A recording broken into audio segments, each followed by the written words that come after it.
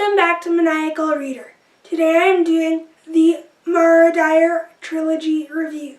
Now the first book in the trilogy, called The Unbecoming of Dyer by Michelle Hodkin, is just an introduction to the series. We have the main character named Dyer, who was involved in an accident that killed her boyfriend, her best friend, and her boyfriend's sister.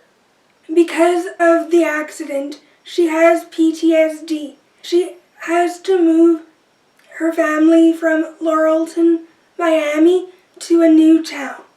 The book starts off with her being moved to this new town, and that's where crazy things start happening to her. She starts to hallucinate certain things, like seeing her boyfriend Jude at school. Dyer is an unreliable narrator. She doesn't know what's going on in her life at the moment. She also has this weird hallucination that she sees her grandmother's earrings one night in the bathtub, even though these earrings are still on her ears. She has a mean run-in with a dog owner who eventually ends up dead, and a Spanish teacher who is out to get her and doesn't like her, and her Spanish teacher ends up dead as well. Besides all of these strange things that are happening, Mara meets a guy named Noah, whom she has an instant connection with. They start off with friendly banter, but then their relationship grows deeper.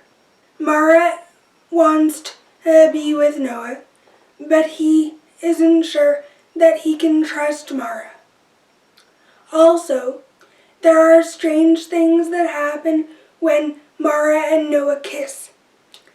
Mara has visions that Noah ends up dead. So there are all these crazy things that are happening. I gave this book 5 out of 5 stars because I really enjoyed it. I found this book confusing, but that's the fun part of reading this book. The reader can't discern which scenes are real and which scenes are just a figment of Mara's imagination.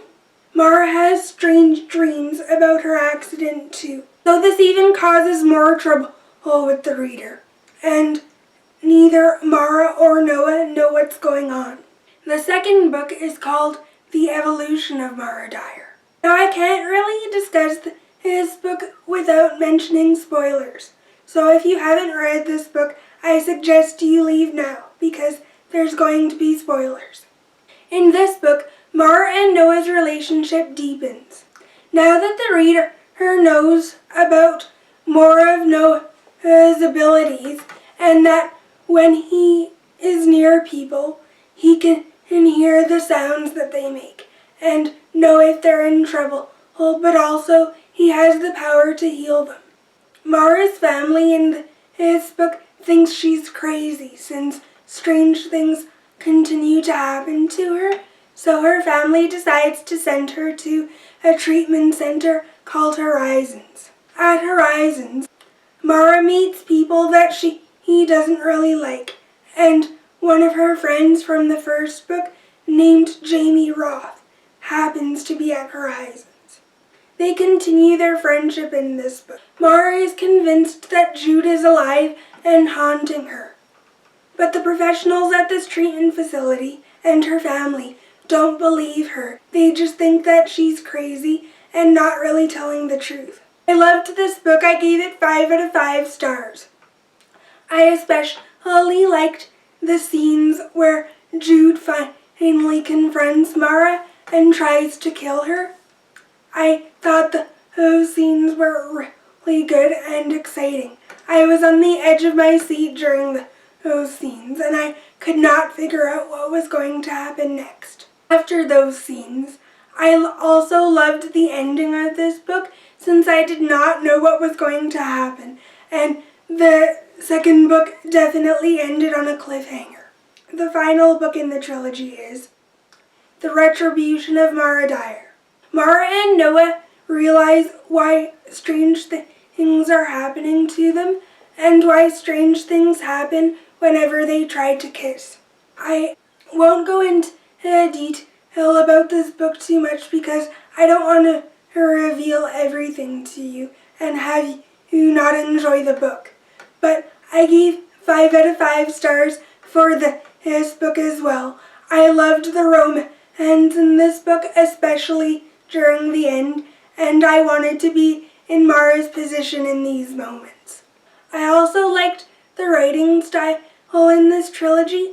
There are certain before chapters in the second and third book that are tied to Mara's grandmother and a strange doll that she used to own.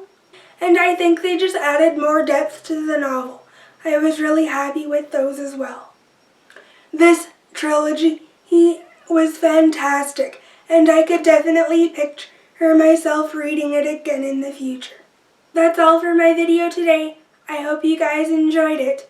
Comment down below and tell me what you thought of this trilogy, if you've read it or if you've read the first book. Tell me what you like about it, what you don't like about this trilogy.